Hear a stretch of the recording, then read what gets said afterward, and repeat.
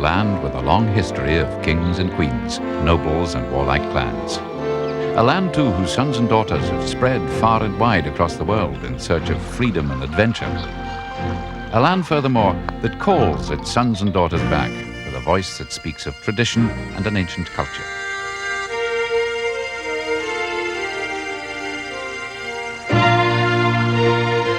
Let's discover Scotland. Scotland's position in the northwest corner of Europe made it the last resort of the Picts and the Celts, the original tribes of Britain, as wave after wave of Angles and Saxons came northward from Europe. The last frontier between the ancient tribes and the hordes from the south was here, in the border country between Scotland and England.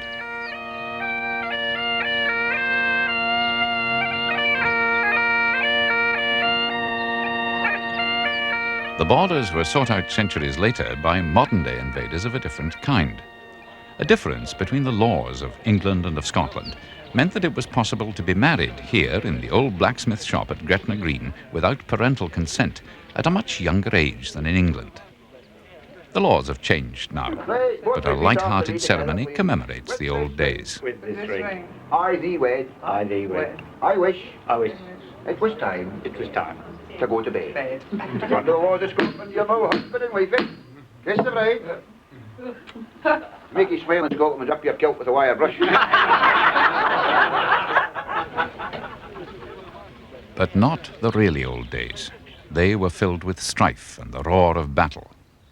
Nearby, Caerlaverock Castle is just one of a chain of broken strongholds that suffered repeated sieges for nearly 300 years, until it finally fell in 1640. Now its ruins bear silent testimony to the love of a people for their land. And what a land! Around every corner, over every hill, lies another scenic marvel. The grey mare's tail falls 200 feet into an area known as Moffat Water. Surrounding it are the beauties of Solway, the southern shore where sturdy villages sit among rolling, fertile farmland. Monks came here from England to build their abbeys, such as Sweetheart Abbey, founded in 1273 by Queen Devorgilla as a lasting memorial to her beloved husband. New Abbey Village, which grew up around the abbey, boasts a fully functional watermill. There has been a mill here on the stream called Sheep Burn since medieval times, though this one is barely 200 years old.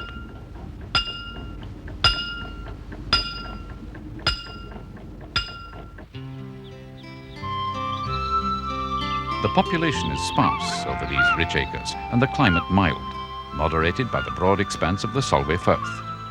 The area is much loved today by the sailing fraternity, as well as by the farmers who benefit from the generosity of the soil.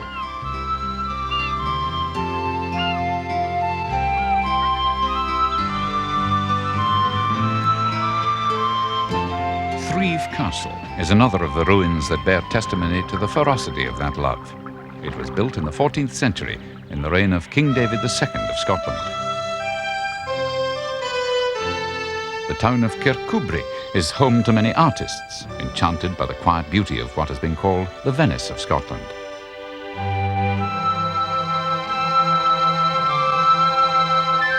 To the west, Port Patrick never quite became the busy port its builders intended.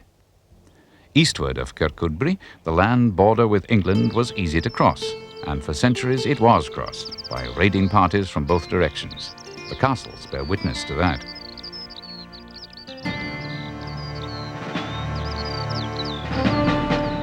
Hermitage Castle can tell a romantic tale, for it was here in 1566 that Mary, Queen of Scots, rode 25 miles across wild moorland to visit her husband-to-be, the Earl of Bothwell, as he lay wounded after a battle. These were the moors that gave Mary the chill that weakened her for the rest of her days. Mary rode out on that raw October morning from Jedburgh, with its beautiful 12th century abbey, which had received its fatal blow from the English only 20 years before.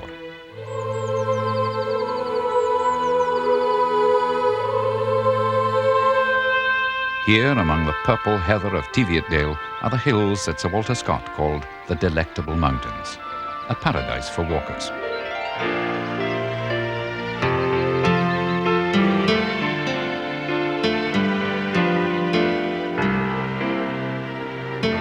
The shape of the landscape comes from its underlying sandstone dotted with drumlins, mounds of boulder clay laid down under the ice sheets 10,000 years ago.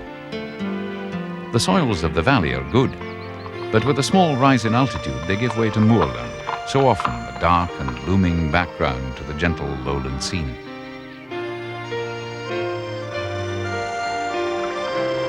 The sedate little town of Peebles was burned to the ground by the English in 1545, rebuilt and then burned down again, accidentally, in 1607.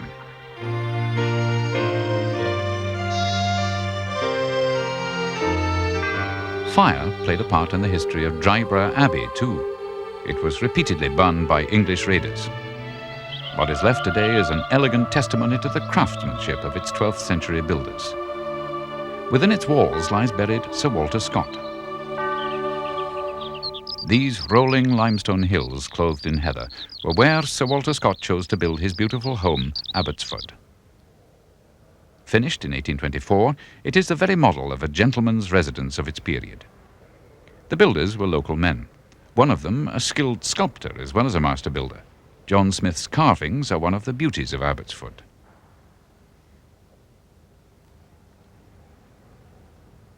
The library contains a bust of Sir Walter, along with his own reading desk and his collection of about 9,000 books and historic pieces of furniture. In the study hangs the famous painting of the only occasion when young Sir Walter met the famous poet Robert Burns. Sir Walter's writing desk contains 2 secret drawers. In one were found 57 letters exchanged by Sir Walter and his wife before and after their marriage. Stirling Castle nearby never saw any border fighting. It was built as a country house. The 10th Duke of Roxburgh lives here today. Stirling Castle stands just outside the town of Kelso, which itself lies at the junction of the rivers Tweed and Teviot. Today, Kelso's a tidy little town, proud of its floral traditions, but it has known more violent days. Kelso Abbey was another victim of the English in 1545. It was destroyed and its inhabitants slaughtered by the Earl of Hertford, acting for the English crown. Kelso is one of the many border towns that holds an annual common riding. The ceremony dates from the days when it was the responsibility of the townspeople to ride out to protect their boundaries from encroachment by neighbouring towns.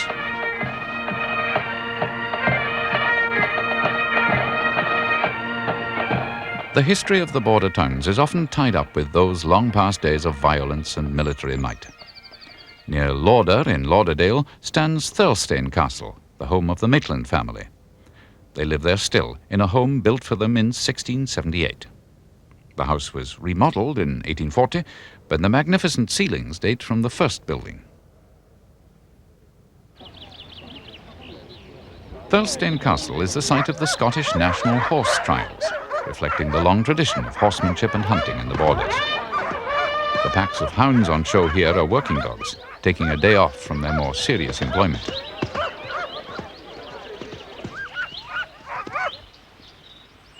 The jumpers competing in the cross-country are looking for higher honours in Europe and around the world.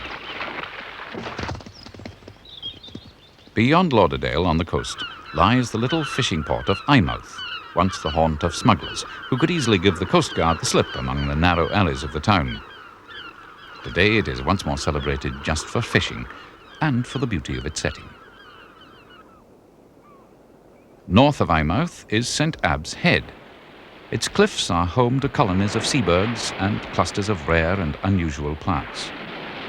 Further up the coast, John Muir Country Park commemorates the most famous son of the little town of Dunbar, the naturalist who was so instrumental in convincing Americans to create national parks.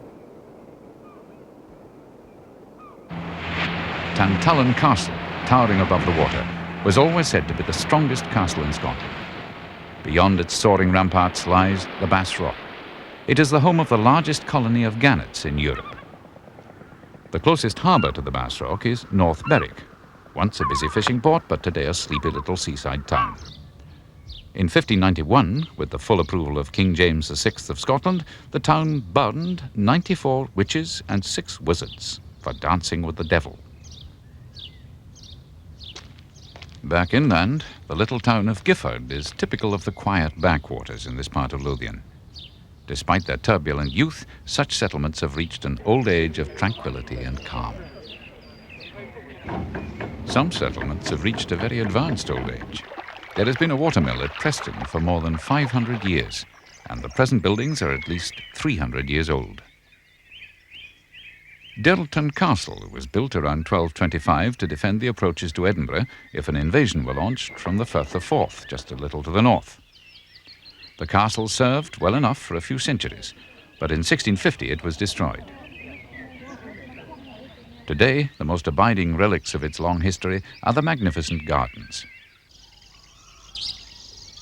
Scotland's gardens are famous all over the world, none more so than the Royal Botanic Garden in Edinburgh. It has the largest collection of rhododendrons in Scotland, and its rock garden is famous. From Colton Hill, just outside the city, the well-known skyline comes into view. The castle, Princes Street, and the Scott Monument are its symbols, but there is more to Edinburgh than these. It is without doubt one of the world's most beautiful capital cities. Charlotte Square, the centre of its Georgian elegance, was designed by the well-known 18th century architect Robert Adam. Other parts of the city lacked the grace of the Georgians, but add an excitement of their own. The streets of the Old Town were named according to their uses. The grass market here was the centre of the trade in hay. The Old Town grew up under the shadow of the castle. Next to Greyfriars Churchyard stands the Victorian monument to Greyfriars Bobby. He faithfully guarded the grave of his policeman master for 14 years. The heart of Edinburgh is the castle, a favourite residence of the Scottish kings since the 11th century. Its ramparts offer commanding views all around the city, including Princes Street, famous for its shopping. The oldest part of the castle is St. Margaret's Chapel, built by the saint's son, King David I, in the early 12th century. Mons Meg, the magnificent siege gun, has been here since 1457. At 1 o'clock every day, the castle gives the city a time check with the 1 o'clock gun.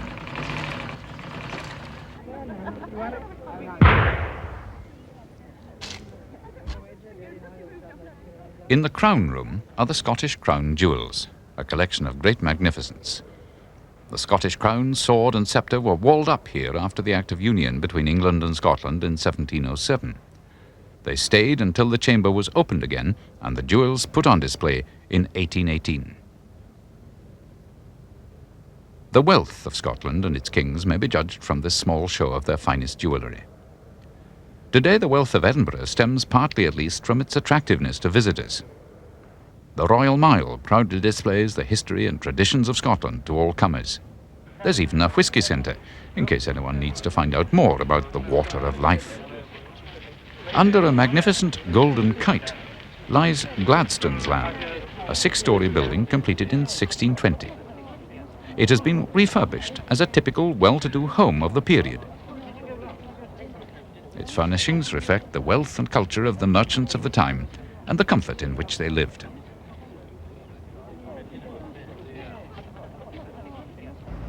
Edinburgh's most famous church, the High Kirk of St Giles, and the magnificent buildings of Parliament Square were all built of stone from the Craigleith Quarry, the source of Edinburgh's classical beauty. Nearby, beneath the Tron Church, archaeologists have discovered some of the city's earliest streets, probably dating from the 16th century.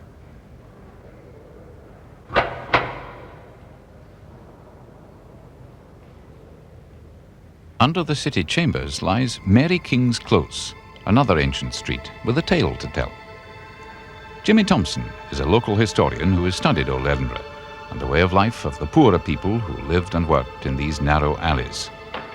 Their fate was somewhat harsher than that of their royal neighbours up on the hill. This is Mary King's Close, part of the old town of Edinburgh, which dates from the early 16th century. These were probably the first skyscrapers in the world, or anything from 9 to 12 stories high and so narrow at the top, it was possible for the residents to step out and shake hands with the people who lived opposite each other. They were last occupied in 1645 when most of the residents died of the plague. Also remaining are the old bakehouses. We have a ghost here, that of a young girl dressed in white, wearing boots and accompanied by a dog who has been seen wandering the various closes and rooms in the vicinity. We too have a character associated with this area, known to the world as Dr. Jekyll and Mr. Hyde, but in Edinburgh he's better known as Deacon Brodie. He was a respectable businessman and councillor by day and a thief by night. 200 years ago, he was convicted for theft and hanged. He prompted Robert Louis Stevenson to write his famous book, still widely read, Dr. Jekyll and Mr. Hyde. Deacon Brodie's Tavern is on the corner of another part of the ancient Royal Mile, the Lawn Market. Among the medieval buildings are craftsmen and tradesmen who have been serving Scotland and the world for many years. Some new trades have come into being in recent years. For example, the souvenir peddler or the genealogist, a favourite in Scotland. It's tempting to buy a kilt while in Edinburgh, but to wear one properly you have to have the swagger. In the 16th century, the Tolbooth was built as a courthouse and prison. Today it's a museum. Nearby, White Horse Close is a group of 17th century houses that have been restored to their former beauty. They stand near the gates of the palace of Holyrood House, originally built as a guest house for the Abbey. England's Earl of Hertford wrecked the palace in 1544, but Charles II rebuilt it, beginning in 1671. What we see today is a mixture, added to by successive monarchs up to and including King George V. The present Queen visits here every summer. 111 Scottish monarchs gaze from the walls of the Great Gallery, including Queen Mary, whose own chambers were preserved by the special request of Sir Walter Scott. The painted frieze is As She Knew It, and there's her monogram on the ceiling. The room resounds with the horror of the night of March the 9th, 1566, when Lord Darnley and his men stormed in and murdered the Queen's Italian secretary, David Rizzio. Every August, Edinburgh is the site of the International Festival, which was started as one way to heal the divisions between nations that existed after World War II. Attendees at the first festival in 1947 witnessed the reunion of the great conductor Bruno Walter with his beloved Vienna Philharmonic Orchestra. Today, the festival is an annual event in which avant-garde productions on the fringe surround artistic achievement of the highest order.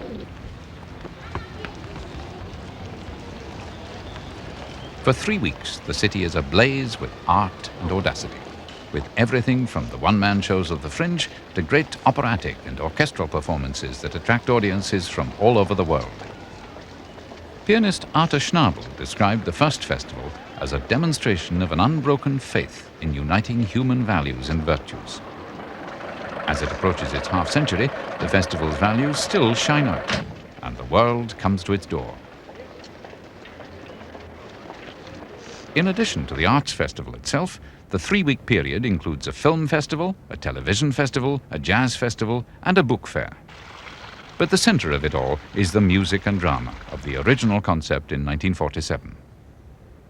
The festival goes on through the night, every night. It's an unforgettable experience, a growing atmosphere of international goodwill and excitement.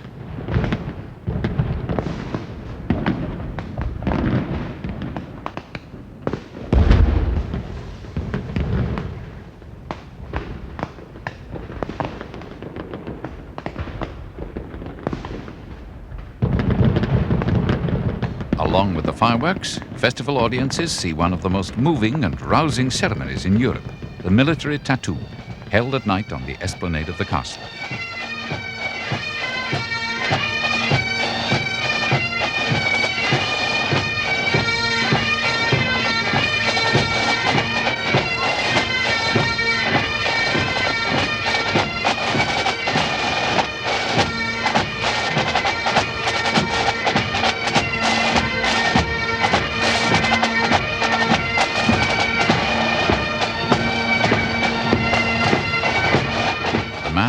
pipes and drums of the Highland Regiments provide a spectacle that can be seen nowhere else in the world.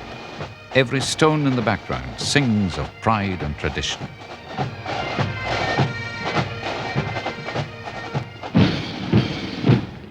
Displays by gymnastic teams from the army have become a regular part of the tattoo. But it's the music and the spectacle that draw huge crowds every time the tattoo is performed as the climax of the festival.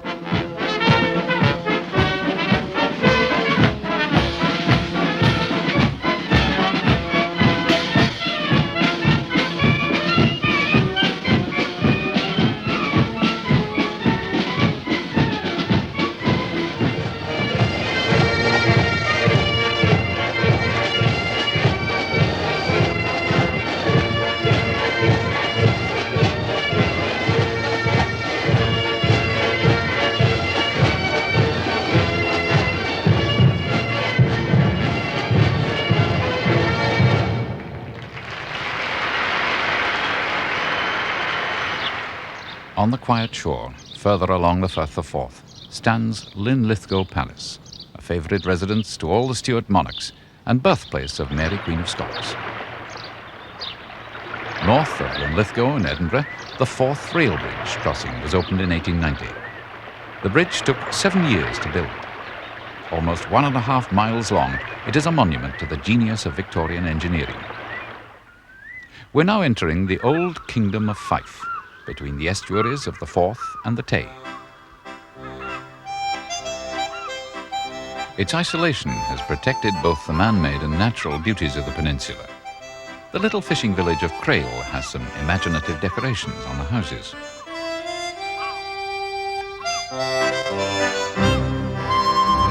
Overlooking St Andrews Bay are the ruins of St Andrews Castle, destroyed by England's King Henry VIII when he declared war on Scotland in 1543.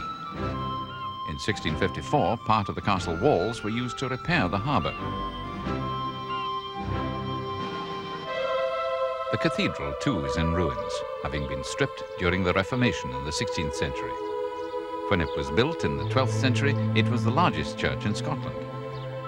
St Andrews University is the oldest in Scotland, founded in 1411, and the golf course, laid out in 1754, is the premier course in all the world.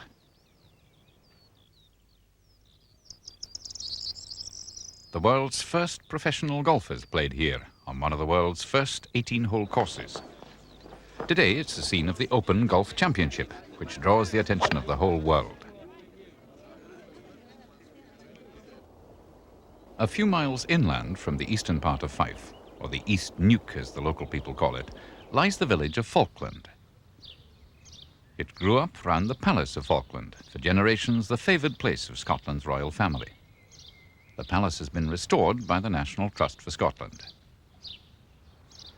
Back on the coast, the city of Dundee has a turbulent history, having been occupied and burned by warring troops, alternately English and Scottish, no less than 4 times between 1547 and 1745. Today, it is a prosperous city, thanks to a trade boom during the 19th century. Modern public buildings blend with Victorian pomp to create a city filled with civic pride. It is the home of the famous Dundee marmalade, together with other Scottish delicacies such as petticoat tails, a form of shortbread. Dundee cakes are exported all over the world as the perfect accompaniment to tea, or whisky if that's the way one's tastes go. As for fish, Dundee can offer as fine as anywhere in the world. Its fish shops are places of pilgrimage to those really in the know. On the waterfront sits another of Dundee's famous products, the ship Discovery, in which Captain Scott sailed on his fateful last voyage to the Antarctic. After all her adventures, she has come home to the city where she was built.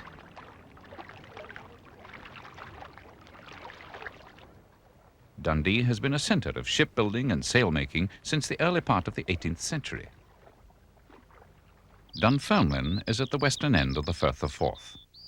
While the ruined abbey was being excavated in 1818 to make way for a new church, the builders found the body of King Robert the Bruce, who won independence from England in 1314.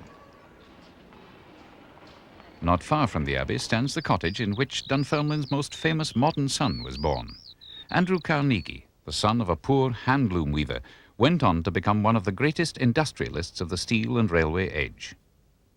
Today, the cottage looks as it did when Carnegie knew it as a boy, and it houses a museum that tells the remarkable story of his life, from the horrors of the voyage to America to his later prominence as a financier and philanthropist.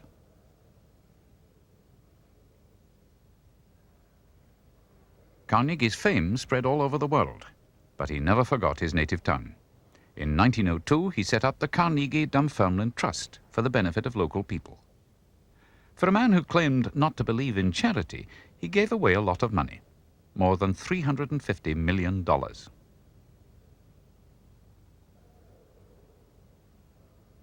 Further up the Firth of Forth, on the north shore, is the town of Corus, a unique survivor from the 17th and 18th centuries.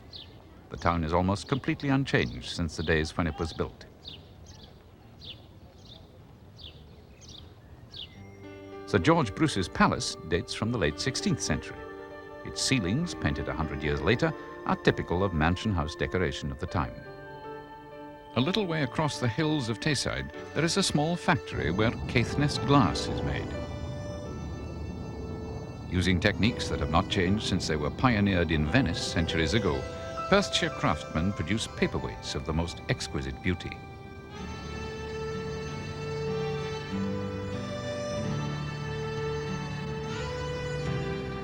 The little thistles from this workshop find their way all over the world as lasting mementos of the skill of their makers.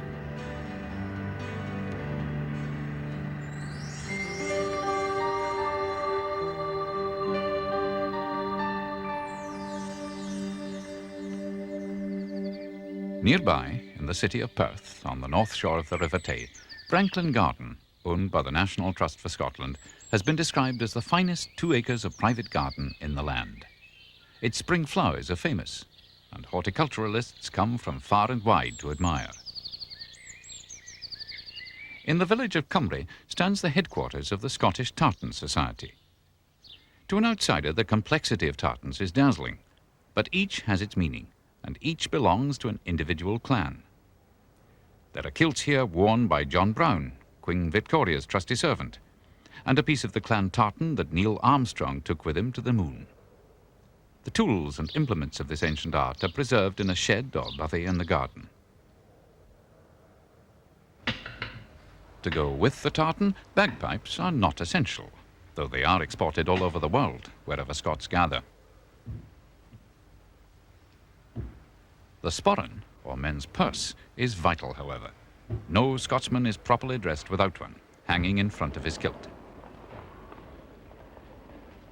Choosing a full Scottish rig is first a matter of finding which clan you belong to. Each clan contains a number of families entitled to wear its tartan. Then, when the tartan is selected, it's yours, whether you like it or not.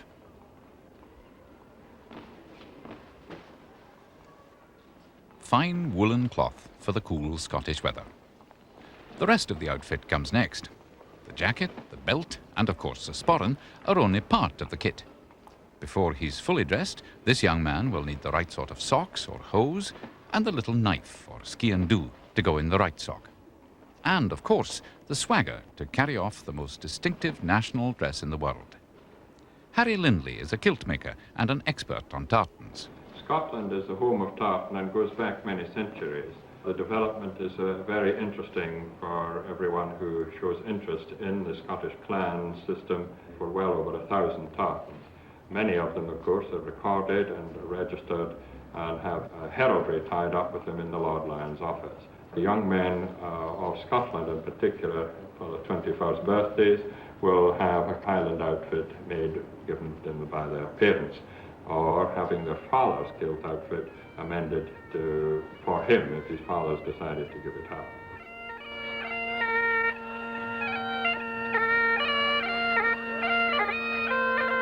There's no doubt that in full Highland dress, a Scotsman can claim to be among the best dressed men in the world.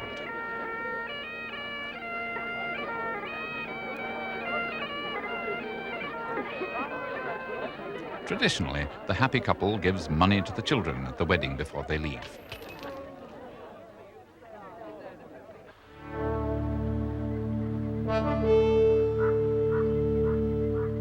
Glengulandy Deer Park in Breadalbyn, Highland cattle mingle with red deer in a collection of many of Scotland's native animals.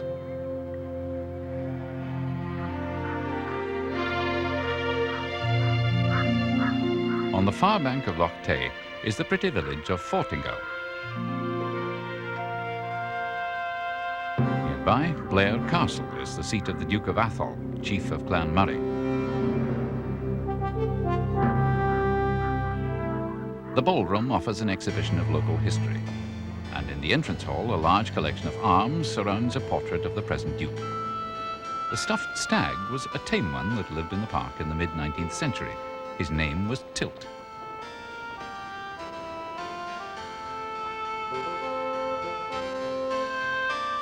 The rest of the interior of Blair Castle reflects the growth of the house from 1269, when it was started, to more recent additions, some barely 100 years old.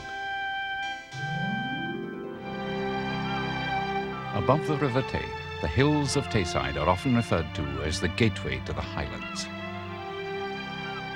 Not far from here is Burnham Wood, where moving trees gave Macbeth such a fright and brought about his downfall.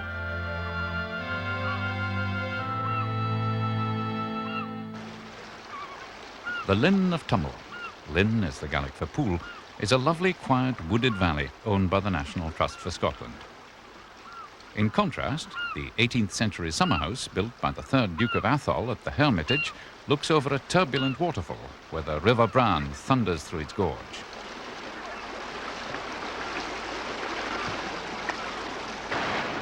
Queen Victoria often visited here for the thrill of a close look at the falls. Her favourite view, however, was this one, along Loch Tummel itself. It's still called the Queen's View. The 18th century produced some fine country architecture. The House of Dun was designed by William Adam, Robert's father, in the 1730s. Its chief glory is the plasterwork, which is famous all over the world. It was created by Joseph Enza and finished in 1743. His fee for the work was £216. A careful study of Enza's design has revealed mysterious emblems among the warlike images and the musical instruments. The instruments themselves are clear enough, but the meaning of the rest is yet to be discovered. Some people say that these walls bear a cryptic Jacobite message put in by Enza, perhaps for his own satisfaction. The countryside that supported and still supports these grand and glorious houses is some of the most fertile land north of the Firth of Tay.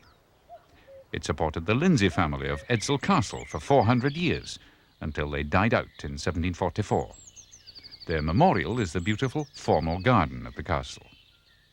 North from this rich country lie the Grampian Mountains, crossed by a series of old tracks once used by whisky smugglers.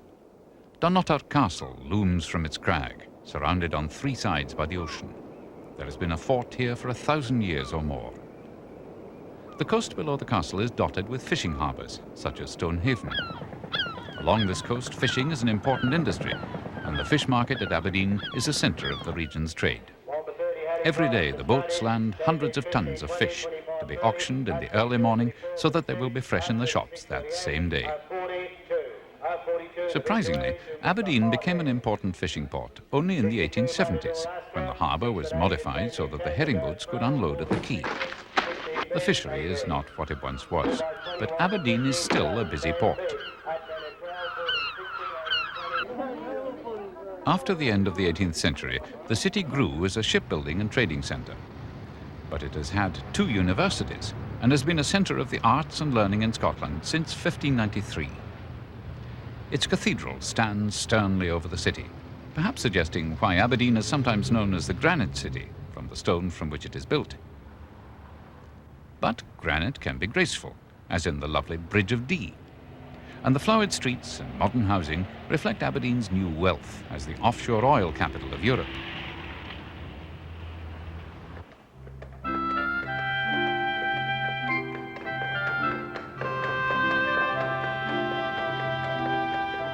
The oil is out of sight over the horizon. In the Duthie Park Winter Gardens, the centrepiece is a hill of roses.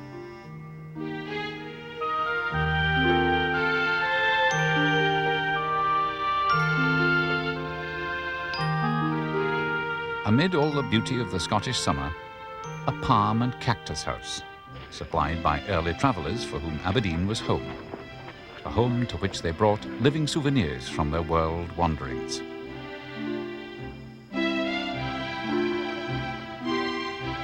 A few miles away, among its own lovely gardens, stands Crathes Castle. It was completed in 1619.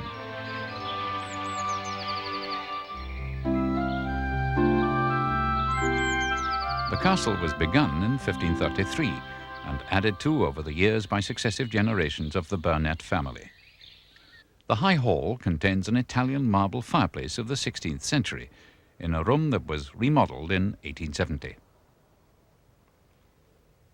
The Horn of Lays was presented to a Burnet ancestor, Alexander Bernard, by King Robert the Bruce in 1323.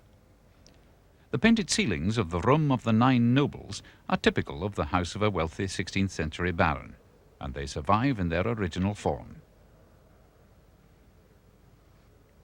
The castle is haunted by the ghost of a green lady. This is her room. About 1860, the skeleton of a small child was found under the hearthstone, but nobody really knows the green lady's story.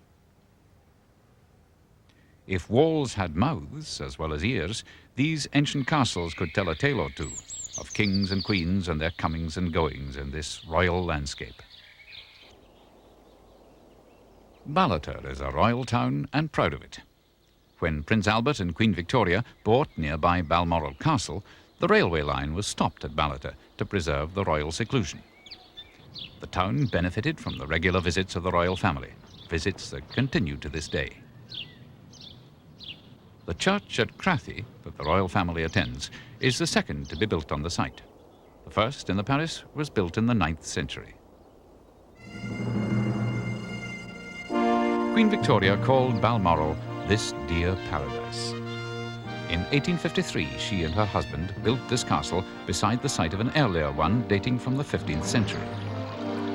The grounds and gardens are open to the public during May, June and July, together with an exhibition of pictures and works of art in the castle ballroom. The beauty of Deeside was what brought the Queen here in the first place. The scenery still draws country lovers, walkers and sightseers from all over the world. The purple Grampian Mountains rise above the valley of Deeside. Here at Braemar was where the Jacobites made an unsuccessful bid for the crown of Britain in 1715. They were the supporters of James Stuart, or Jacobus in Latin, and they believed that the crown still belonged to the Stuarts rather than to the German family that ruled in London.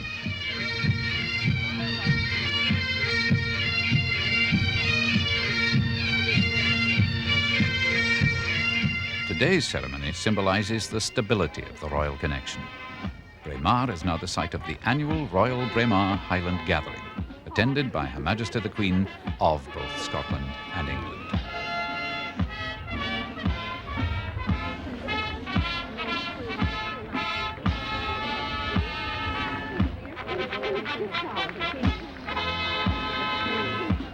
Since 1832, the crowds have gathered here to watch competitions in piping, dancing, and the traditional Scottish heavy events, some of which are seen nowhere else in the world.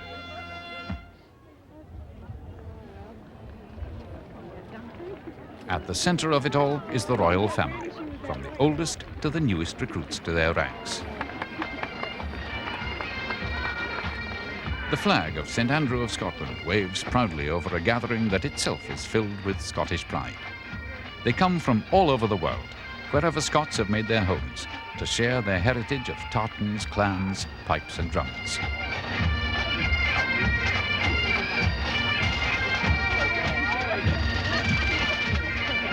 Yes, your applause. I think among your part of the arena, the man fight flag, 10 and all.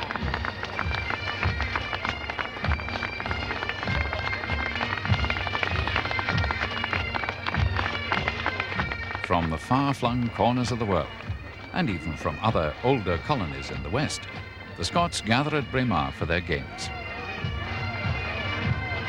Putting the shot has become an Olympic sport, but tug-of-war, here between two military teams, has remained a more local pastime, though no less fiercely contested. Then there's tossing the caber, a uniquely Scottish event.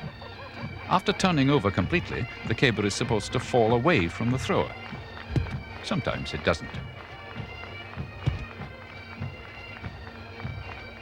In the hands of a really strong man, it can seem to fly.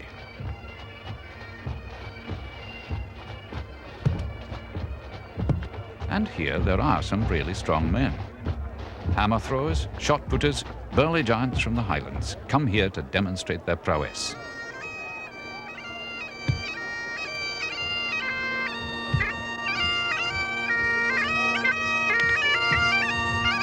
But there's another side too.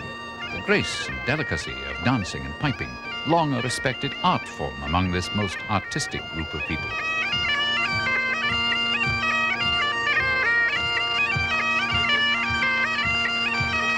The climax is the tossing of the Braemar caber, the biggest in the world. North along the shores of the Moray Firth lies Gardenstown, a little fishing village founded in 1720. Like nearby Pennon, Gardenstown is a tribute to the determination of local people to settle even here in a harsh and often inhospitable landscape. Inhabitants practice the old skills of an agricultural people, such as sheepdog trials. To the rest of Britain, it's a popular televised sport, but these dogs are the shepherd's essential partners.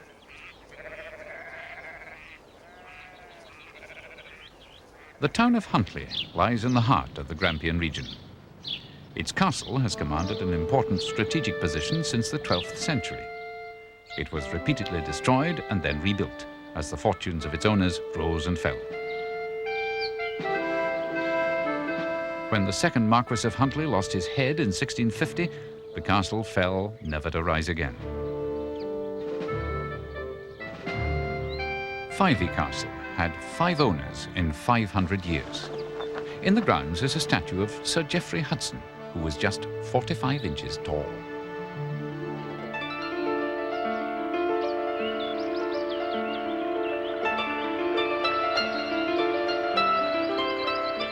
A favourite pastime in this region, shared by lords and commoners, is salmon fishing.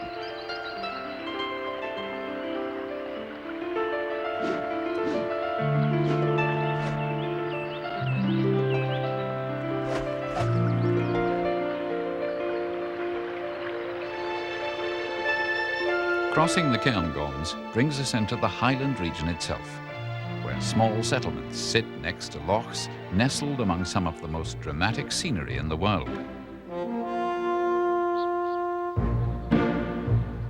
The Highland Wildlife Park preserves many of the animals of these lovely hills.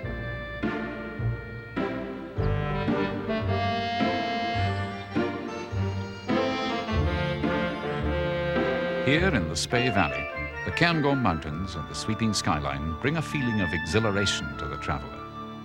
Dark and gloomy glens preside over benign river valleys as the Spey makes its leisurely way to the sea.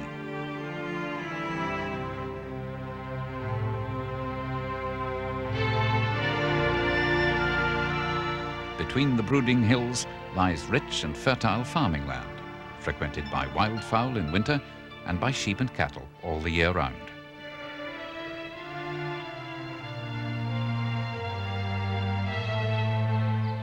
Speyside has produced the finest whisky since about the 14th century. Whisky is a version of the old Gaelic word meaning water of life. All along Speyside stand small distilleries. Some of them, such as Dallas Dhu, no longer produce. It was closed in 1983 and is today a perfectly preserved time capsule of the distiller's craft. Other distilleries put on a show for visitors, while they produce the whisky as they always have. The models here at Knockando Distillery demonstrate how methods have changed over the centuries, as handwork gave way to mechanization. Whisper this when in Scotland, but the art of distilling is believed to have been brought here in the 14th century from Ireland, by monks who had practiced it for a century or so before. The Whisky Trail is a string of distilleries that await the discerning devotee of the water of life. Each distillery is proud to demonstrate its art. and each is confident that its own product is the best, whether from the quality of the barley or the softness of the water in the initial brew. The conical stills, like a row of witches' hats, provide the magic that turns the first wash into spirit. The first product of distillation is as clear as gin, but there's more magic to come. In old oaken casks that are used over and over again, the spirit matures and finally acquires that clear golden colour that entitles it to the proudest name of all beverages, Highland malt whisky.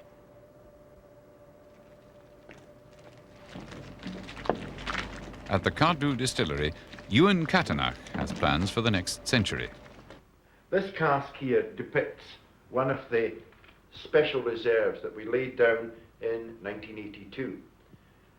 And these were filled when Prince William was born and will lie undisturbed to mature and mellow there for 18 years.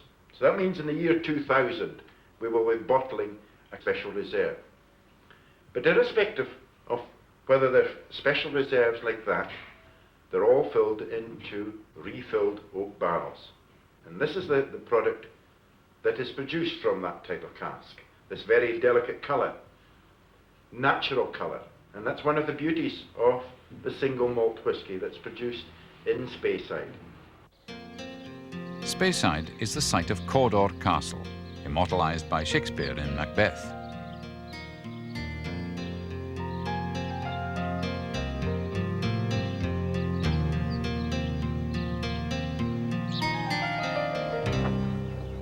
Fort George was built by the British in 1748 as a protection against future Jacobite uprisings. It is still a working barracks, as well as offering a unique insight into military life in the Highlands 250 years ago. As it turned out, the fort was never used for the purpose for which it was built. Local historian Ian Meeke explains why. Culloden. Now that's a word that stirs the heart of every Highlander. That's where the last battle was fought on British soil. Now, it was not a battle between Scotland and England, it was a battle between the government and the Jacobite rebels under Bonnie Prince Charlie. There were Scots and English on both sides. Culloden is a great interest to so many people, especially to people from North America. There are in North America about 19 million people with Scots ancestry. And many of the ancestors of the North Americans must have been involved in the Battle of Culloden. The battle lasted just 40 minutes. Bonnie Prince Charlie's army lost about 1,200 men, and the British just 310. Under the Duke of Cumberland, the government troops were victorious, and many Highlanders have never forgiven them. Nowadays, the battlefield has been laid out with notices showing where the various units stood, just the same as the battlefields of the American Civil War. So people can stand and say, oh, the Campbells fought here, the MacDonalds fought here, and you can see where the various units stood facing each other on that bloody day in April 1746. One of the young officers in the government army was later to become world famous, General Wolfe, who stormed the Heights of Abraham. He was a young lieutenant during the Battle of Culloden. Inverness, not far away, holds the proud title of the capital of the Highlands. Today it is a prosperous town, and the injustices of history seem far away.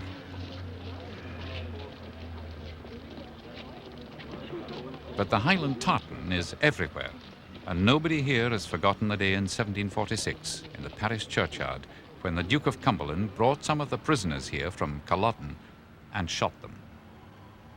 From the modern town of Inverness, our route takes us toward one of the country's oldest mysteries. A little to the southwest lie the deep, dark waters of Loch Ness. The loch is 24 miles long, 700 feet deep, and 5 miles across at its widest. It holds the largest volume of fresh water of any lake in the British Isles. But none of these impressive statistics is the reason for its great fame. It's the monster.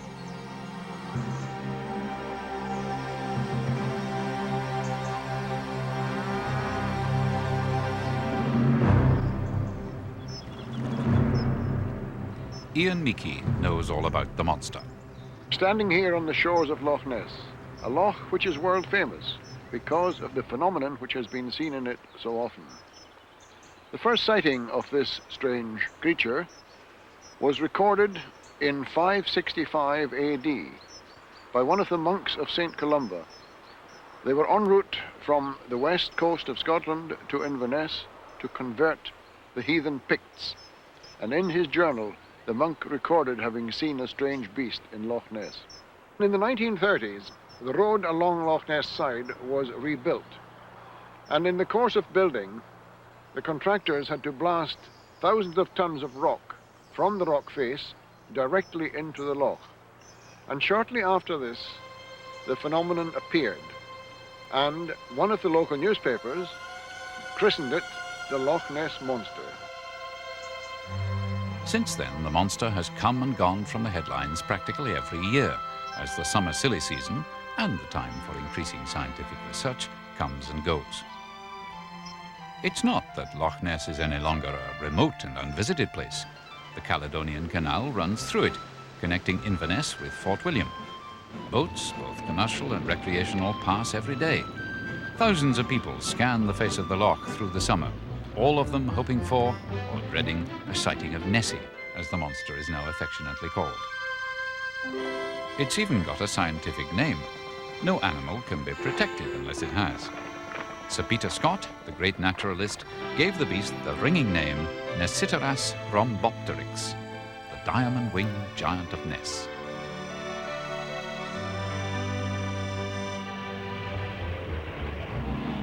At the official exhibition centre, the evidence for Nessie's existence is marshalled for all to see, including a model based on the famous photographs that have been taken through the years.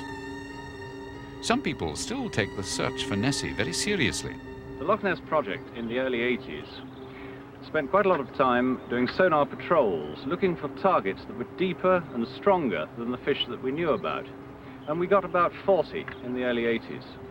But we needed to know whether they were truly alive or whether they were in some way tethered debris. And in 1987, we came out with the Operation Deep Scan Fleet to draw a sonar curtain all the way along the loch. In that operation, we were trying to see whether the targets moved.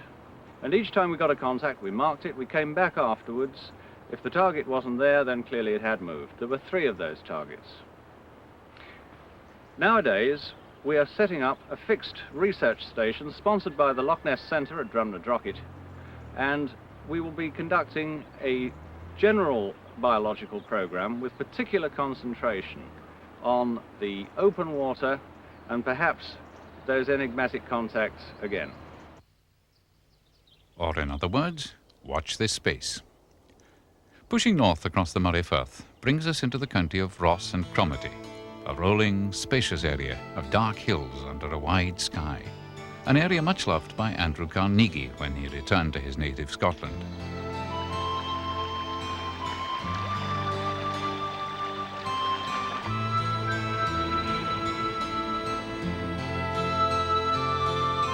The town of Cromarty dates from the 6th century, when St. Molluach founded a church here as part of the mission to convert the Highlands to Christianity. Hugh Miller is the local hero, a simple stonemason who became a noted geologist and theologian in the 19th century. The cottage where he was born is today a museum. Black Isle itself is far from black. It gets its name from St. Dutha, meaning black in Gaelic, who was another missionary. In fact, it is a fertile and temperate place, well known for its potatoes and spring flowers.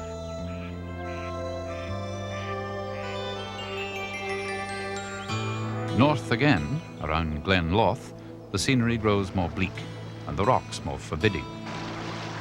Where the little rivers chew their way through the granite, gradually eroding the ancient rocks, they bring to the surface tiny flecks of a certain much sought-after mineral.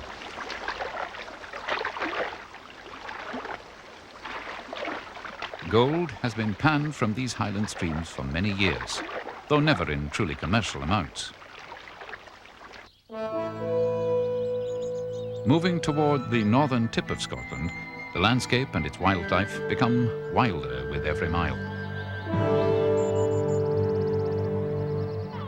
where the coast extends into the ocean, fantastic sea stacks speak of centuries of winter gales that have whittled them to their present bizarre shapes.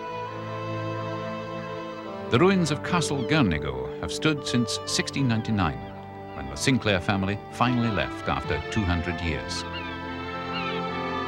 The stacks of Duncansby guard the Scottish mainland near the most northeasterly point at the entrance to the stormy Pentland Firth. But more famous than the stacks is the northernmost village, John o' Groats. It takes its name from Jan de Groot, a Dutchman who settled here in the 16th century. Today it's the place to come to just because you can go no farther. Ah, but you can go farther, crossing the Pentland Firth to the island groups of Orkney and Shetland.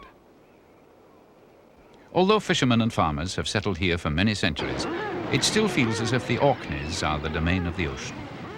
The Norwegian Sea pounds their coasts with undiminished ferocity after millions of years, but still the islands stand, and still their cliffs are home for millions of seabirds in some of the largest colonies in Europe. Razorbills, guillemots, fulmars and kittiwakes nested here and fed from these waters long before humans appeared on Earth. Curlews own these windy moors. But a hardy race of people live here too, the descendants of settlers from Norway, later joined by mainland Scots. The laws of land tenure and fishing here are the laws of the old Norsemen. And before they arrived, there were others here. Orkney has more Neolithic remains in better condition than anywhere else in the British Isles.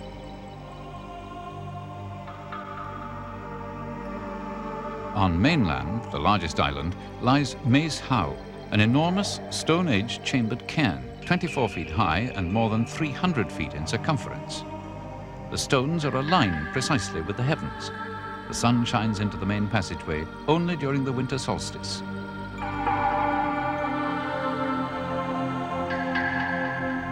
Carvings on some of the stones are runic inscriptions made by Norsemen about 1150.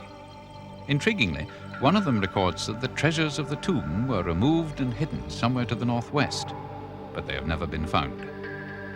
These inscriptions form the largest collection of runic characters in any one place, anywhere in the world.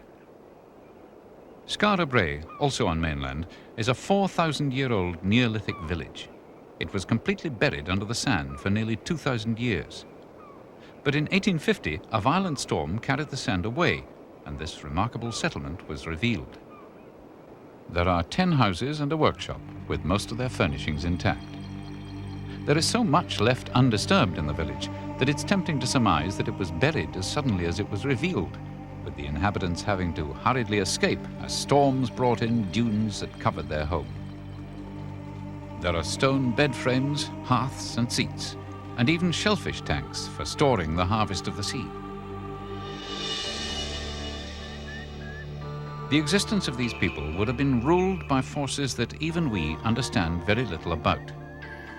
Monuments such as the Ring of Brodgar speak eloquently of the hopes and fears of our ancestors from the misty past. Ancestors of more recent time originated the midwinter festival of Up Heliar. It derives from a Viking feast that celebrated the return of the light after a long winter of darkness. Today, the inhabitants enter into the spirit of the feast, climaxed by the burning of a Viking longship. Shetland is 1,000 miles from London and only 200 miles from Norway. It's hardly surprising that the attitudes and outlook of the people who live here are more Scandinavian than British. Though the oil terminal at Sullom Voe handles more than 1 million barrels of oil a day from the North Sea, the pace of life in the islands is still dictated by the sea and by fishing. In spite of its peaceful appearance, Shetland can be a stormy place. The highest wind speed in Britain was recorded here. Just before it was blown away, the dial on the instrument read 177 miles per hour.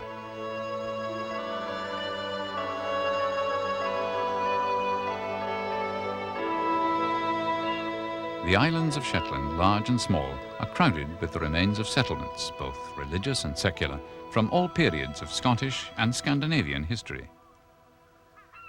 There is another product of Shetland that is famous all over the world, the Shetland pony.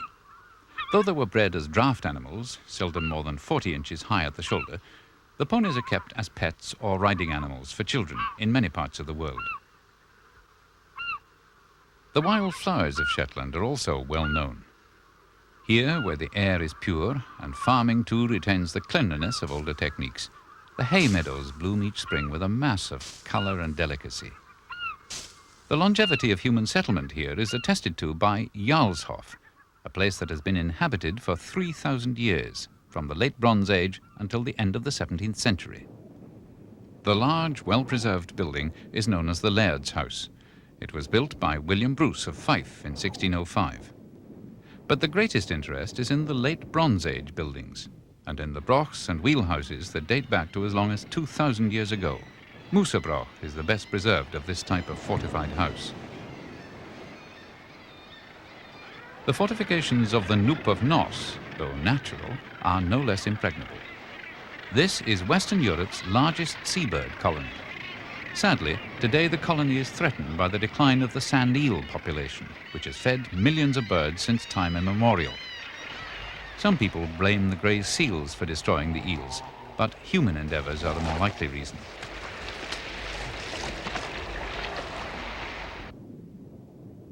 Midway between Orkney and Shetland lies Fair Isle, which is even more Norse than its larger neighbour, Shetland.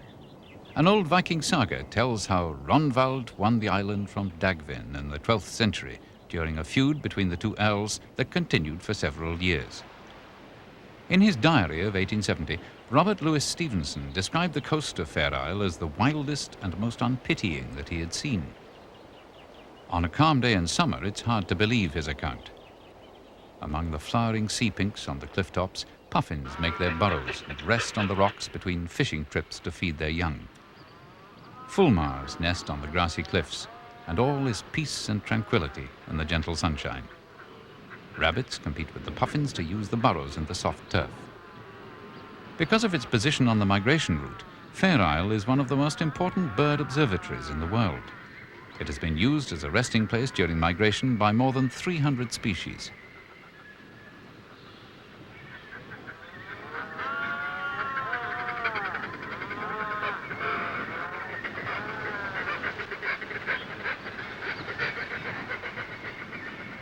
Swinging west across the ocean brings us to the Western Isles, another magical place that recurs in the dreams of Scots overseas. From the ferry, the sight of Stornoway on the Isle of Lewis must have brought a lump to the throat of many a returning traveller. At one time, this was a busy fishing port, but the fishery declined and the harbour is much quieter now. The island is the home of small farmers known as crofters, a few remaining fishermen and weavers, living among coastal scenery as fine and as rugged as any in the world.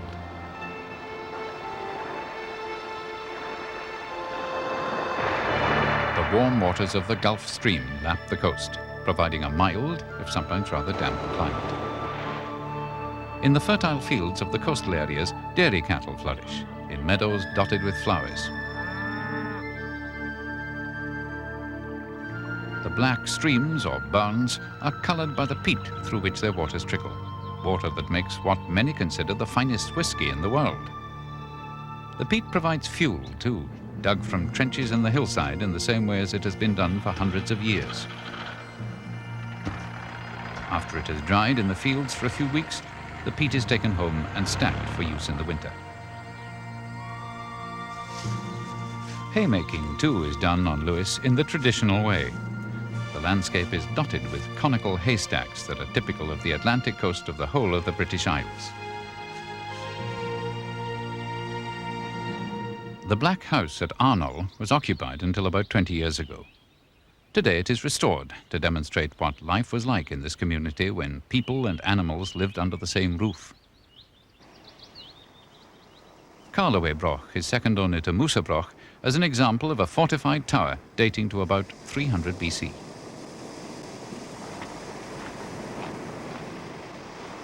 For about the last 200 years, the great trade that has grown up among the Western Isles is the weaving of woolen cloth, generally known as Harris tweed even when it is woven on Lewis.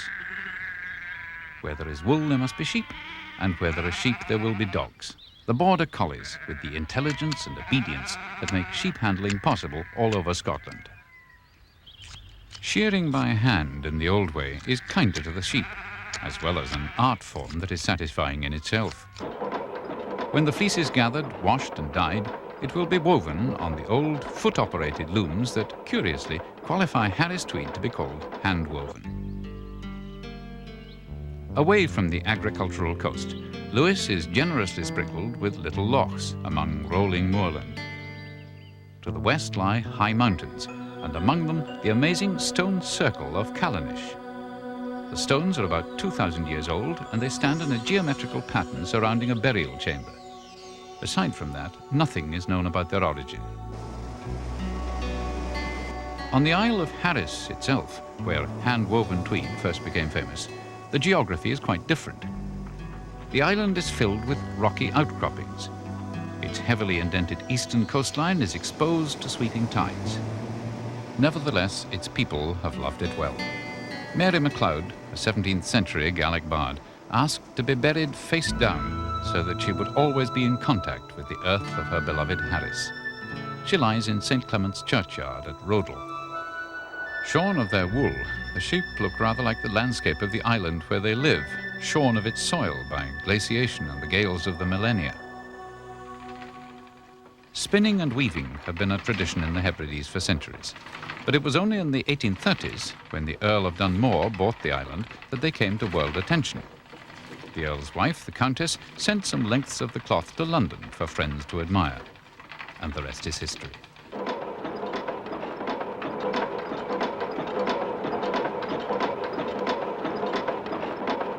Today, though, instead of weaving to clothe her family and neighbours, the artist knows that her cloth is a prestige product with a market all over the world, thanks to the well-known orb mark that identifies it as the best tweed one can get.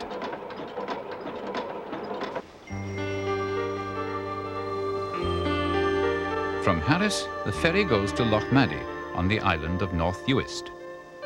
North Uist is covered with an amazing amount of surface water. The landscape is dotted with lochs of all sizes, and the coast is riddled with small tidal inlets. Crofters' cottages squat snugly against the shore, seeming no higher than the ubiquitous Shetland ponies.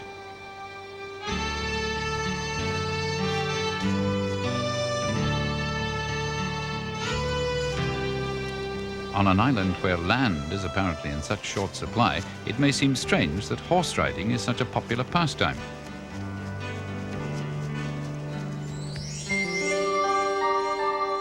Between North Uist and South Uist lies the little island of Benbecula. South Uist is different from its neighbours, with uninhabitable bogs and moors in the east. Most of its population lives in the west, where the land is kinder. In the wild east and central parts of the island, it is very difficult to make a living. When the means of making a living fail, there is nothing to do but abandon the island way of life. This is what happened to the people of St. Kilda, far out in the Atlantic.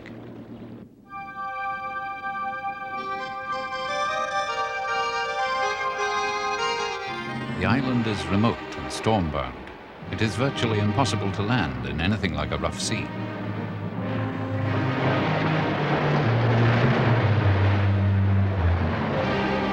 The clouds of the North Atlantic seem to hang over each rock like a shroud.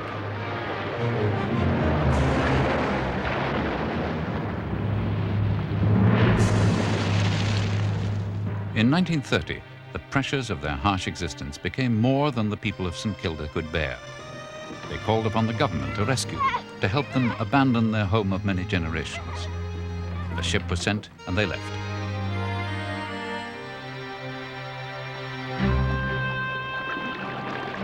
Since these films were taken, a new generation of St. Kildans has grown up, a generation that has never seen the island that formed the lives of their ancestors.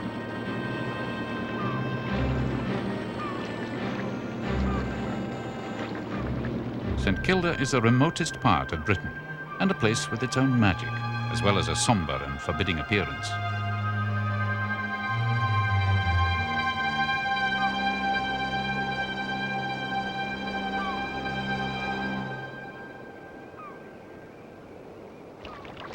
When the Queen and the Duke of Edinburgh visited St Kilda in the early 70s, it was to see the restoration work being carried out by the National Trust for Scotland.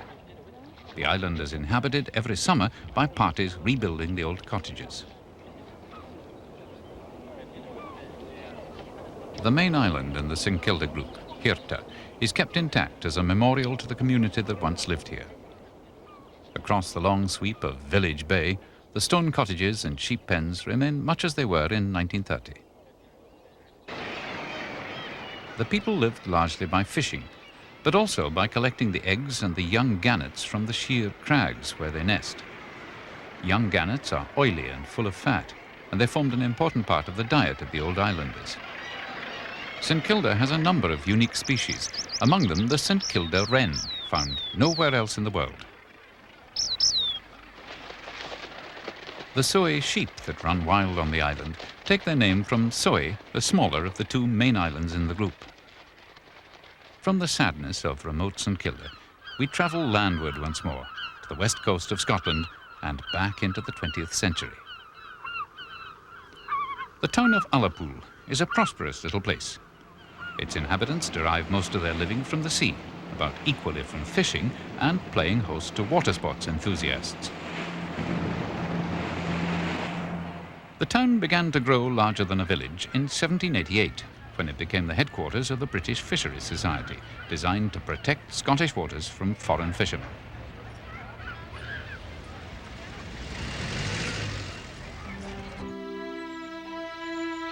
The scenery in the Western Highlands is the essence of Scotland, a largely empty landscape today.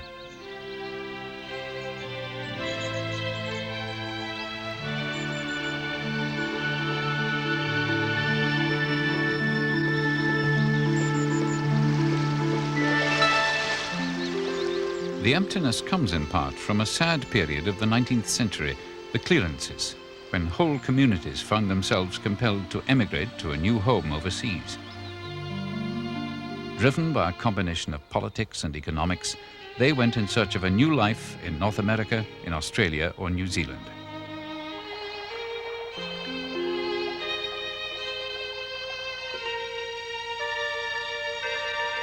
However, there were a few places where the clearances had a very different effect. One was Inverewe in the Gairloch area. In the 1860s, Osgood Mackenzie bought a small piece of moorland here.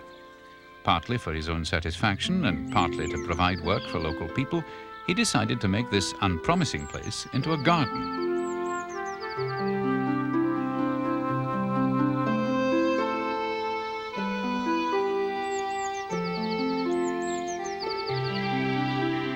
Inverewe Gardens are a tribute to a man who simply did not know what failure was. Today, in the care of the National Trust for Scotland, the gardens contain flowers and shrubs from all over the world.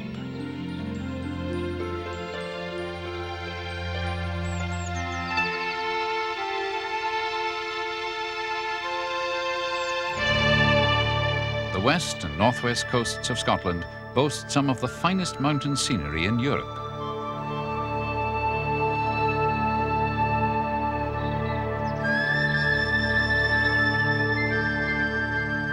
The Torridon Mountains are less than 3,500 feet high, but their rugged grandeur makes up for their lack of height.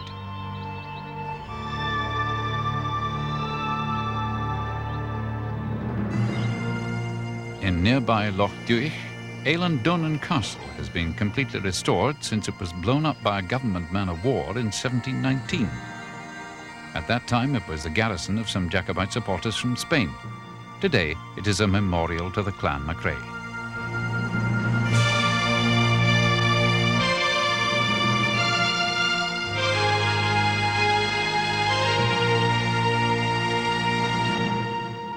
Loch Duich is a centre for salmon fishing. Not the elegant exercise with rod and line practised by the sporting gentry, but a more practical method involving a long seine net and a good deal of muscle power.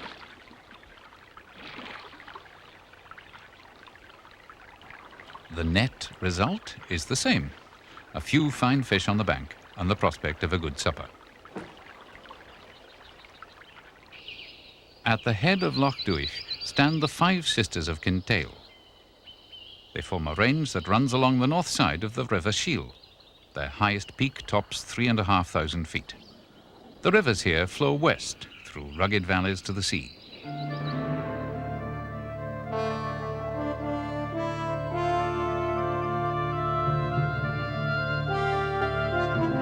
The shore is sheltered and sandy, protected by the Inner Hebrides. The shallow sea and the many bays and sea lochs provide ideal sailing conditions and quiet harbours when the day's work is done. Ayrshire is a step on the road to the Isles.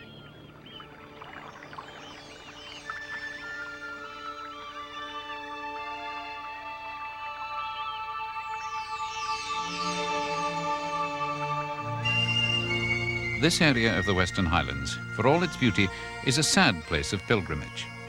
At the head of Loch Shiel stands a memorial to commemorate the clansmen who fought and died for Bonnie Prince Charlie.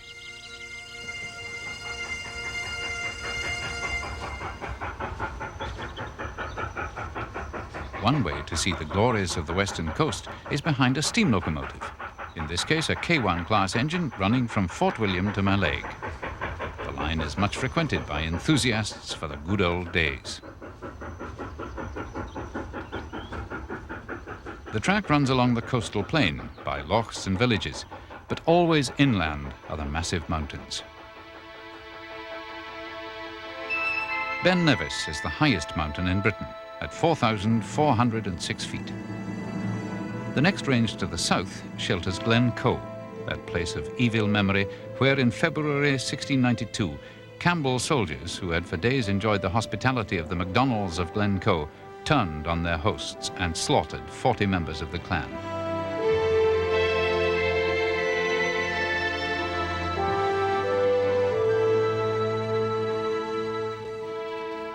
The soldiers were acting under the orders of the British government, who wanted to make an example of those who were slow to sign allegiance to King William III. Campbells and MacDonalds have never forgotten what happened here. Glencoe still attracts pilgrims who savour its forbidding atmosphere 300 years after the event.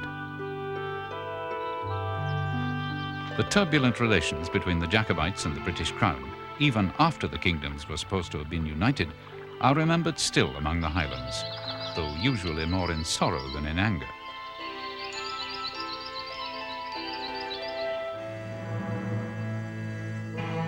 The MacDonalds of Clanranald administered their estates from Castle Tierham, built in the 14th century.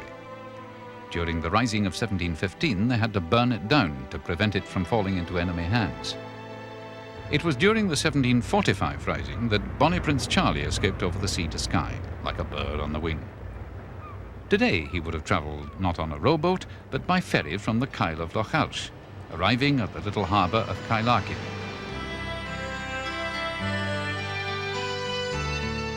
Skye is a large island, but it is so indented by sea lochs that no place on the island is more than 5 miles from the sea. The local residents still keep the traditional Highland cattle, and a good number maintain the old way of farming.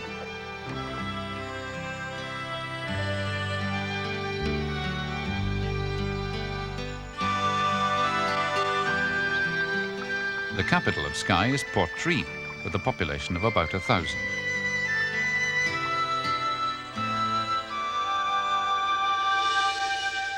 The jagged peaks of the island offer an irresistible challenge to those who would test their strength and daring.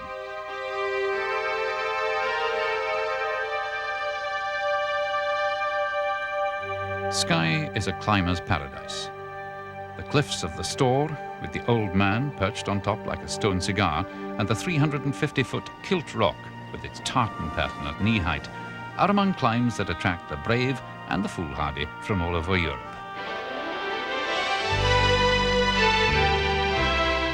To look at the scenery from another point of view, it is the product of immense volcanic activity about 60 million years ago, when lava cooled quickly to form black basalt, and subsequent granitic intrusions pushed through the plateau formed by the lava. A few million years of erosion and a couple of ice ages, and you get Skye.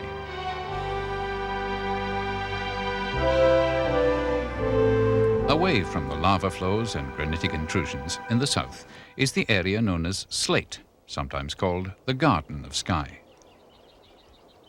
Dunvegan Castle, the home of the chiefs of the Clan MacLeod, is reckoned to be the oldest continuously inhabited castle in Britain.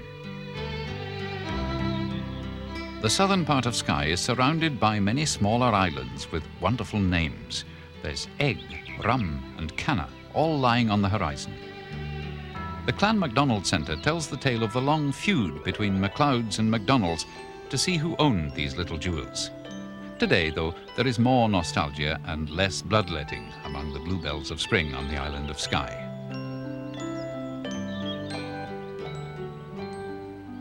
To the south of Skye lie the rest of the Inner Hebrides, among them the Isle of Mull. The best way to get there is by ferry from Oban, a trip that is a pleasure in itself.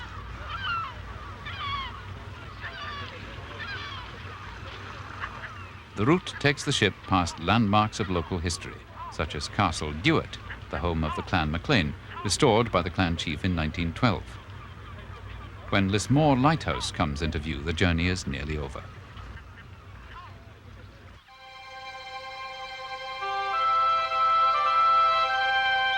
Tobermory, the chief town on Mull, sits on a small bay, on the bottom of which lies the wreck of the Florida, a galleon from the Armada. Like Ullapool, the town was built by the British Fisheries Society in 1788. The rest of Mull is a very ancient agricultural landscape, dotted mainly by the type of fortified lake dwelling known as a crannog. The cattle and sheep are Highland breeds, probably not very different from the first beasts to be raised in this part of Scotland.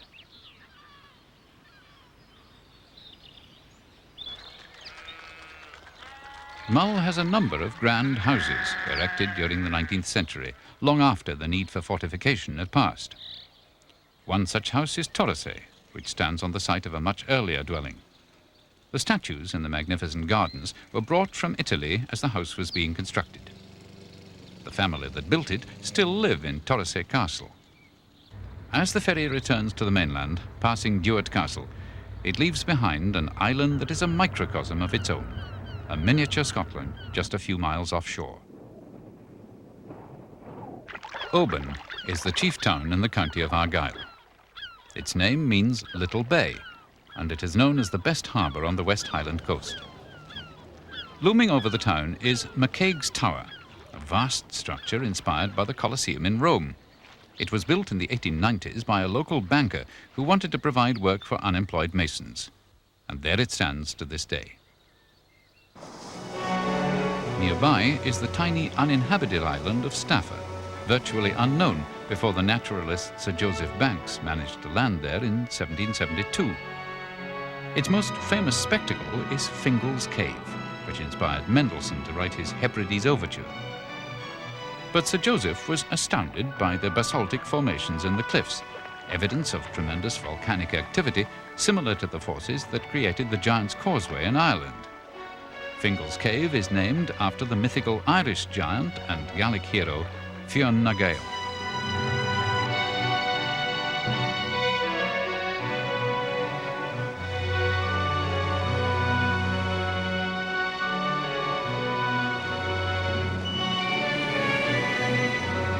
Just off the southern tip of Mull lies the island of Iona.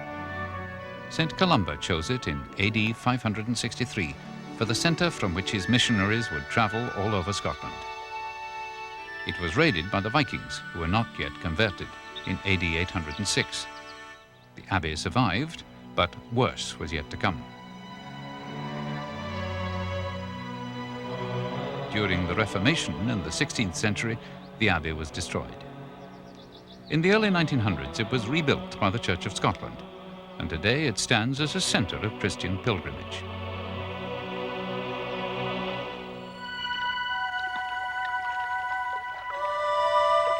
The coast here is well supplied with safe havens, opening into the wide Atlantic.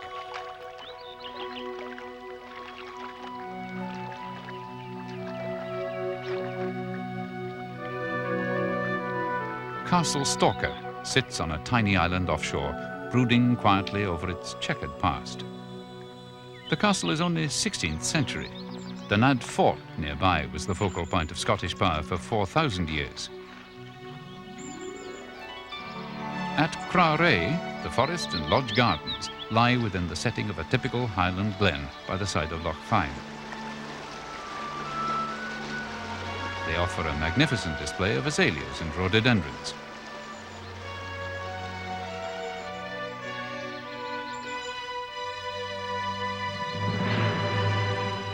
During the second half of the 18th century, the third Duke of Argyll decided that his 15th century ancestral castle was beginning to show its age. He decided to build a new one, and the result was Inverewe Castle.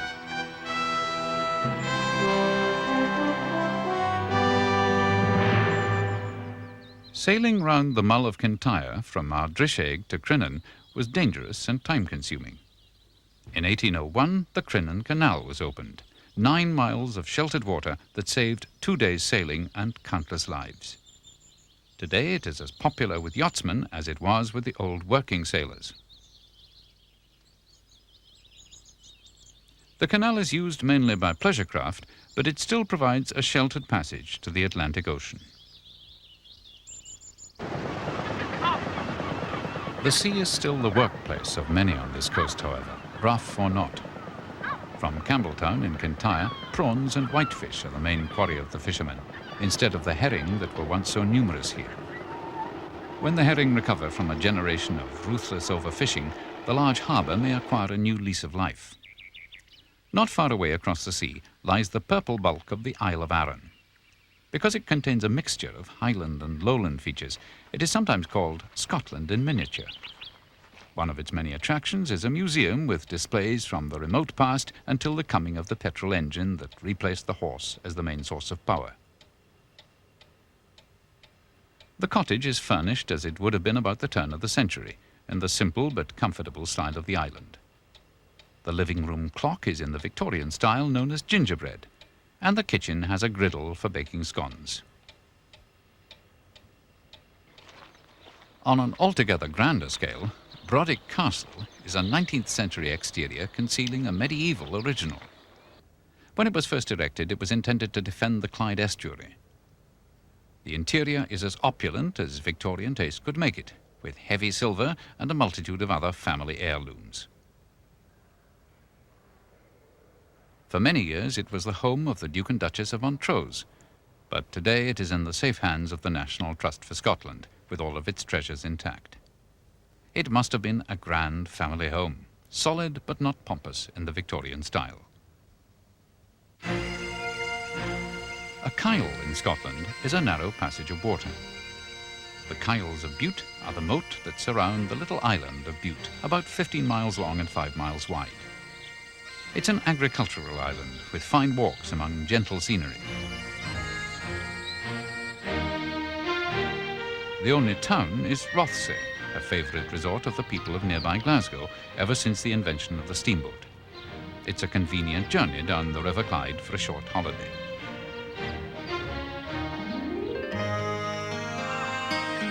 Another favourite destination close to Glasgow, much visited by Glaswegians in search of a break, is Dunoon.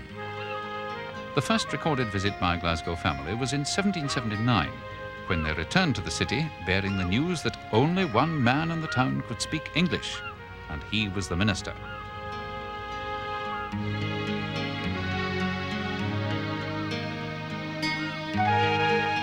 Today, the Gaelic language has almost disappeared from the town, and the Glaswegians have arrived in force.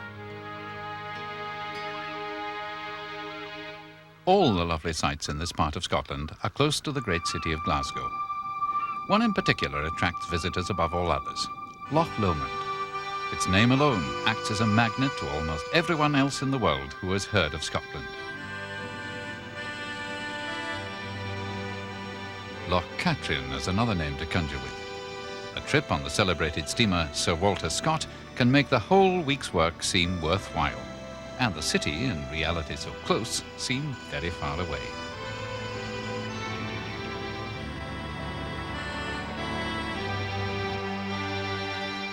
This quiet village stands on the shore of a loch with a strange name for Scotland. It's called the Lake of Menteith. It lies in the Trosses, a range of mountains once frequented only by the likes of the rebel chieftain Rob Roy MacGregor, and regarded until really quite recently as the haunt of cattle robbers.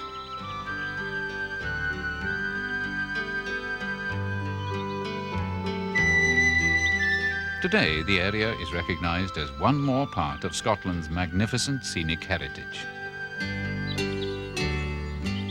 A few miles to the east, Stirling guards the southernmost crossing of the River Forth.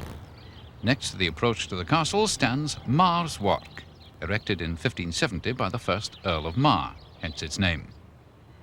Stirling has always been a strategic strongpoint. Chick Duffy, senior warden at the castle, describes its importance in the region's colourful history. Here we are at Stirling Castle, the ancient fortification in the background on top of the volcanic rock, straddling the approaches north, south, east and west, and commanding the Carse of Stirling, where no fewer than 7 major battles were fought in Scottish history. But of course, Stirling Castle wasn't only a fortification. Particularly in the reign of the Stuarts, it was the royal residence of the royal family of Scotland and the House of Stuart. Mary Queen of Scots was crowned Queen of Scotland here. Her son James VI was crowned King of Scotland in the old Holyrood Kirk, just a few hundred yards down the road from the castle esplanade. During its history, the castle has been repaired and altered numerous times. In the early 18th century, it was said to be mightily out of repair. By 1714, new defences were hastily drawn up and built. In 1746, the future of the castle as a brilliant court for the kings and queens of Scotland came to an abrupt halt when Bonnie Prince Charlie was defeated at Culloden. It still survives as a fine example of the military and domestic architecture of a long period of Scottish history, from the fortifications of its walls and ramparts to the very solid construction of the kitchens. The grandeur of the palace buildings reveals the place of the castle in the pomp of Scottish history. But there's more to it than stones and mortar. No castle is complete without a ghost, and Stirling Castle has no fewer than 3. The Green Lady, the Pink Lady, and the strange anonymous footsteps rounding across the floorboards in the King's old building at the time of feasting and rejoicement. The Green Lady, reputed to be the lady-in-waiting to Mary Queen of Scots, who rescued the Queen when the curtains of her 4-poster bed in the Queen's bedchamber were being consumed by fire. The Pink Lady, reputed to walk from the castle through the esplanade to the old Holyrood Kirk in the vain search for her husband killed in one of the major wars. I, of course, have never seen any of the ghosts. I may be quite sceptical, but there are certain people in this castle who will not venture down into the old Elphinstone Tower because they sense fear and they sense evil within that location. The echoes of history reverberate from the stones of Stirling. Now that peace enfolds the castle, it stands as a battle-scarred reminder of the way things used to be.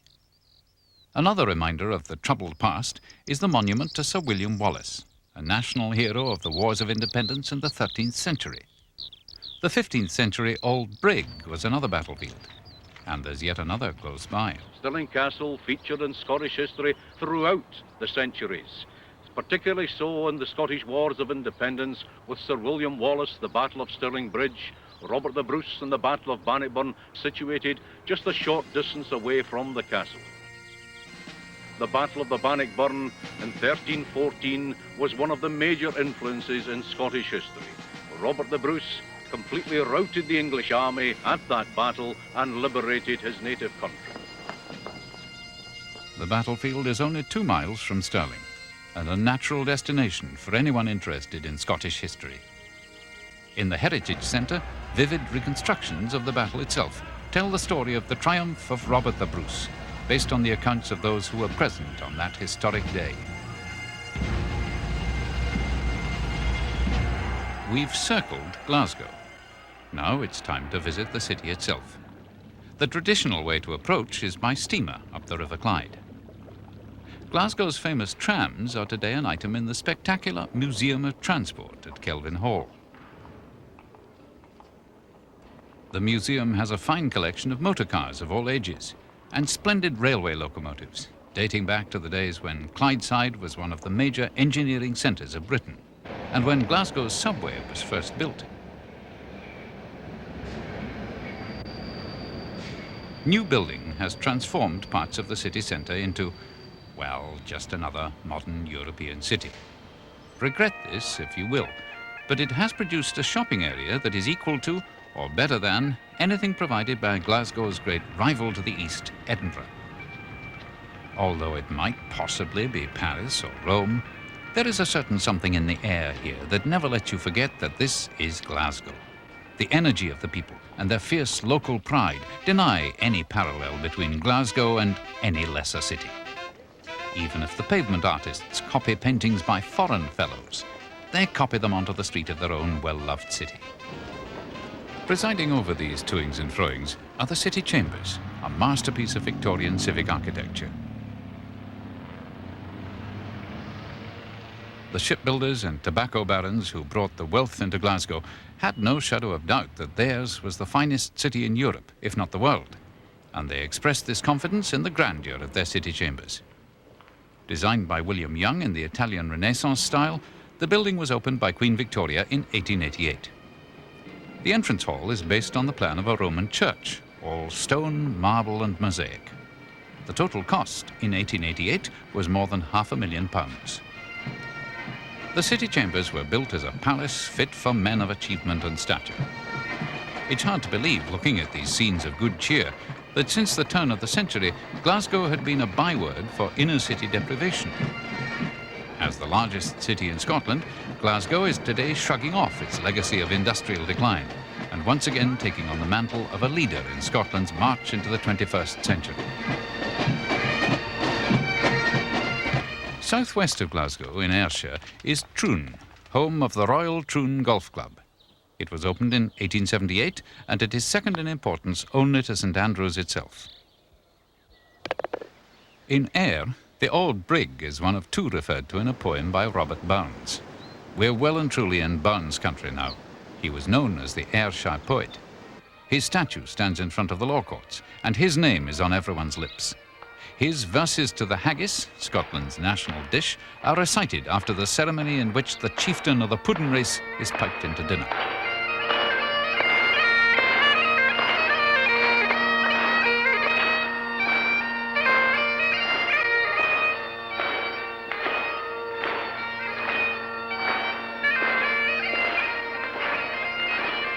Burns's parents lie in the churchyard at Alloway, a farmer and his wife who gave the world the man who has been called the poet of humanity.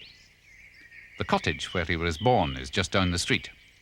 Here at Alloway on the 25th of January 1759 was born Robert Burns, the national bard of Scotland. A pleasant village just a few miles outside Ayr and leading from Alloway down through the Burns Heritage Trail to Dumfries, where he died on the 21st of July 1796, aged only 37 years. Into his few years, Burns packed a couple of lifetimes of experience and creativity. The vigour of his poems and their contribution to the Scottish language are immortal. The Brigadoon in Alloway may be one of the best-known small bridges in the world.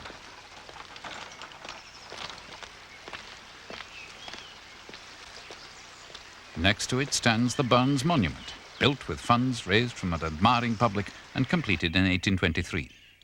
Chick Duffy is also president of the Burns Federation. He's made a study of Burns's life. Robert Burns is also synonymous with Stirling Castle and indeed with Bannockburn. It was after Bannockburn, when he paid the visit there, that he wrote Scots Wha Hae. And of course he visited Stirling Castle, the 26th of August 1787, on the occasion of his visit to his friends, the Kerrs at Harbison Lodge, nestling on the hill foots just a few miles away from the castle. And when he visited the castle, he was so incensed by what he saw that he went down to the Golden Lion Hotel in Stirling and he inscribed a few verses on the window pane there. Here Stuarts once in glory reigned, and laws for Scotland's weal ordained. But perhaps Robert Burns is remembered more for his humanity and for many of the more famous songs and poems that he composed. A man's a man for all that, and it's coming yet for all that man to man the world o'er shall brothers be for all that. Brotherhood was not a conspicuous aspect of life in these parts in 1570, when the Earl of Cassilis captured Alan Stewart and roasted him to death at Dunure Castle. His descendant, the 9th Earl, inherited Culzean Castle in 1744, and hired Robert Adam to transform the medieval fortress into a gentleman's residence of the period. The result is considered to be Adam's masterpiece, the jewel in the crown of the National Trust for Scotland. In 1969, the grounds were designated Scotland's first country park.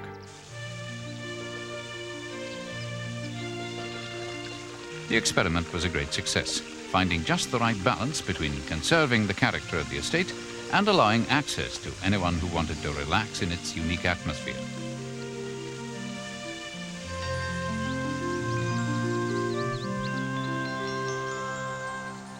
The formal gardens are complemented by the much more natural setting of the Swan Pond. More than 300,000 visitors come to Culloden every year, many of them from North America. General Dwight D. Eisenhower was given part of the castle to use during his lifetime as a symbol of the gratitude of the Scots to the Supreme Commander of the Allied forces in Europe during World War II. It was a handsome gift. The oval staircase was built in a small and sunless courtyard that separated the two main parts of the old house to achieve a magnificent effect of light and space. The armoury was originally 2 rooms, but Adam brought them into one. Culloden overlooks the Ayrshire coast, where the Firth of Clyde joins the Irish Sea. The little fishing harbour of Girvan looks across towards Ireland. On the horizon, 10 miles offshore, sits Ailsa Craig, known as Paddy's Milestone because it's halfway to the Emerald Isle. To the south stretch the lowlands, the battle-scarred area where we began our visit to Scotland.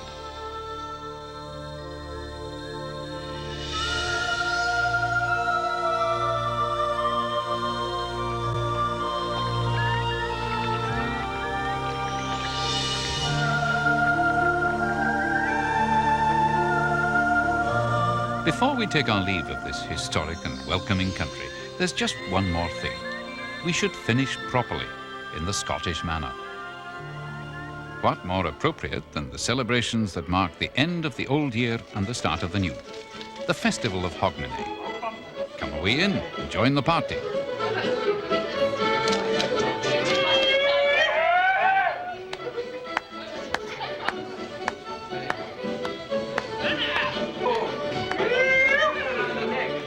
All the good things from the Scottish kitchen are on the table, our friends are round about us, and the old year's dying.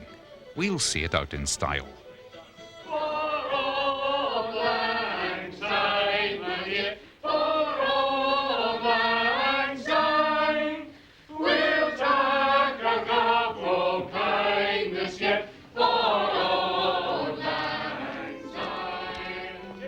Along the street comes a dark-haired stranger, bearing gifts for the house. Taking a dram from the master of the house, he hands him a piece of coal, a coin, and an oatcake. It's first footing, the gift of prosperity for the new year. When you understand the finer points of ceremonies such as this, you might truly say that you have discovered Scotland.